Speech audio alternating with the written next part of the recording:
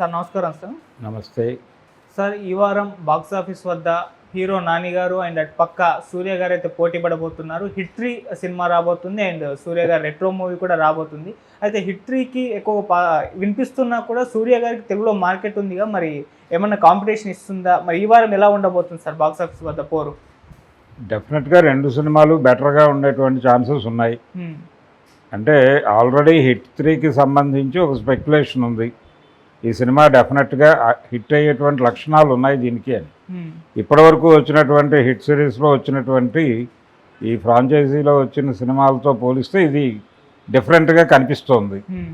ఒక డిఫరెంట్ యాంగిల్తో వస్తున్నాడు. ఇది కేవలం ఒక కేసు పరిష్కారం మాత్రమే కాదు, ఒక చిన్న అపరాధ పరిశోధన వ్యవహారం కాకుండా దీన్ని కొంత మన పాత జేమ్స్ బాండ్ తరహా సినిమాలాగా నడిపినట్టుగా కనిపిస్తోంది.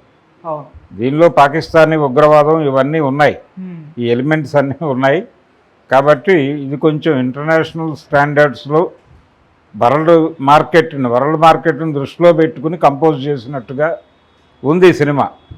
అంటే తన పాన్ ఇండియా మార్కెట్లో తన జెండాని బలంగా పాతాలని నిర్ణయించుకుని ఈ హిట్ 3తో ఆయన వస్తున్నాడు.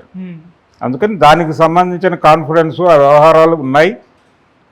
దానికి రిలీజ్ చేసినటువంటి ట్రైలరు అలాగే ప్రీ రిలీజ్ ఈవెంట్లో ఆయన రాజమౌళి చేసినటువంటి హడావిడి అవన్నీ చూసాం.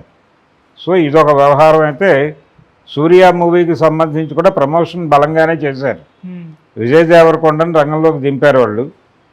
తెలుగు మార్కెట్ని క్యాప్చర్ చేయడానికి విజయ్ దేవరకొండని వాడారు. విజయ్ దేవరకొండ కొంత అగ్రెసివ్గానే సూర్యాని పొగిడాడు, భుజాన్ని వేసుకున్నాడు, ఆ సినిమాని భుజాన్ని వేసుకున్నాడు. డెఫినెట్గా ఈ సినిమా హిట్ అవుతుందని చెప్తున్నాడు ఆయన. కానీ థియేటర్లోకి వచ్చిన తర్వాత పరిస్థితి ఏంటనేది చూడాలి.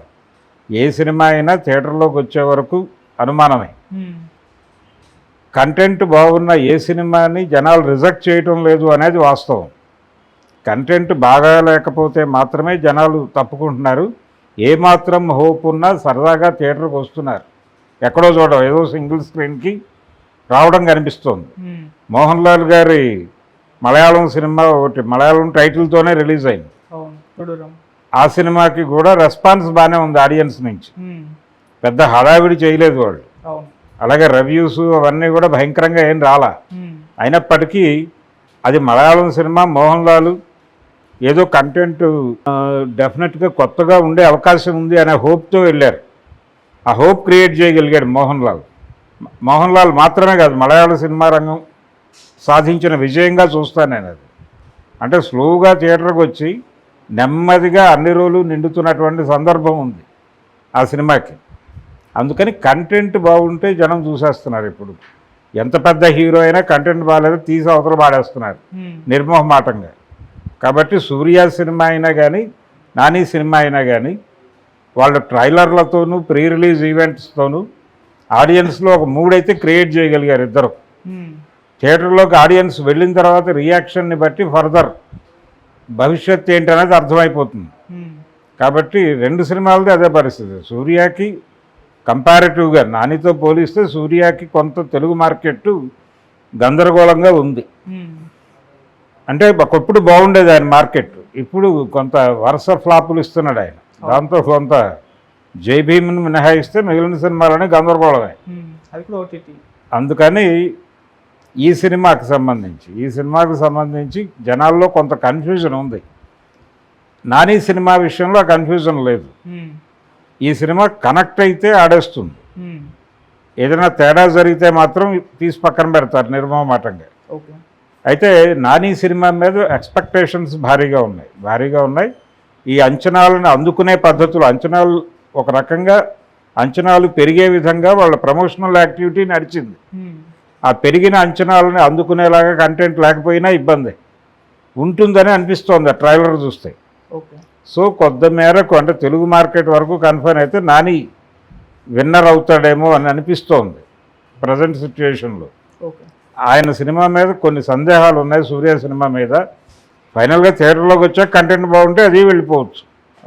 కానీ ప్రస్తుతానికి కనిపిస్తున్న పరిస్థితుల్లో చూస్తే మాత్రం నానికి కొంత అడ్వాంటేజ్ ఉండే అవకాశం అయితే కనిపిస్తుంది. ఓకే సార్, నేను ప్రీలీజ్ ఈవెంట్లో కూడా నాని గారు మాట్లాడుతూ మరో ఛాలెంజ్ విసిరాడు. మామూలుగా ఆయన సినిమాకి ముందు ఛాలెంజ్ విసురుతూ వస్తున్నారు. కోర్టు సినిమా ఆడకపోతే హిట్ 3 చూడకండి అని చెప్పారు. ఇప్పుడు హిట్ 3 ఆడకుంటే SSMB 29 రాజమౌళి గారు మహేష్ బాబు గారి కాంబినేషన్ రాబోతున్న సినిమా చూడకండి అని చెప్పేసి ఒక ఛాలెంజ్ అయితే విసిరారు సార్. మరి ప్రతి సినిమాకి ఈ విధంగా చెప్పడం ఏ విధంగా చూస్తారు సార్? అంటే ఏదో ఒక జనాల్లో ఒక సెన్సేషన్ క్రియేట్ చేయడానికి చేస్తున్నటువంటి ప్రయత్నాలు ఇవి. జనాల్లో క్యూరియాసిటీ, కాన్ఫిడెన్స్ లెవెల్స్ పెంచడం కోసం ఈ సినిమా ఈ స్థాయిలో ఉండబోతోంది అని చెప్పడం కోసం. అంటే రాజమౌళి ఇప్పుడు చేస్తున్నటువంటి సినిమాని ఆయన వరల్డ్ మార్కెట్ టార్గెట్ చేశాడు. ఆ వరల్డ్ మార్కెట్కి టార్గెట్ చేయడం అనే కార్యక్రమం మేము కూడా చేస్తున్నాం. కాబట్టి ఈ సినిమా వర్కౌట్ అయితే అది వర్కౌట్ అవుతుంది అన్న టోన్లో ఆయన కొంచెం అగ్రెసివ్గా మాట్లాడాడు. అంతే, తనకు తెలుసు దేని హడావిడి దాందే, దేని మార్కెట్ దాందే అనే విషయం తెలుసు ఆయనకి. అయినప్పటికీ ఒక కంపారిజన్, ఒక పోటీ తీసుకొస్తే ఆడియన్స్లో క్యూరియాసిటీ లెవెల్స్ పెరుగుతాయి. ఆ పెంచడం కోసం తాపత్రయపడుతూ ఆ ప్రకటన చేశాడు ఆయన నాని.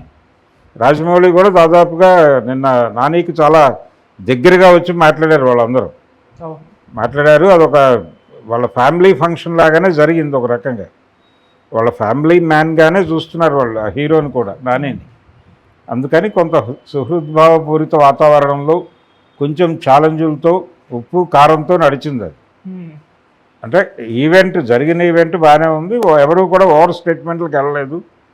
వాళ్ళ పద్ధతిలో వాళ్ళు ఈ సినిమా విజయం సాధిస్తుంది అనేటువంటి భరోసా కల్పించే ప్రయత్నం అయితే చేశారు. మేబీ అది వరల్డ్ మార్కెట్లో హిట్ కోరితే కొట్టచ్చు, టాపిక్ అలాంటిది కాబట్టి.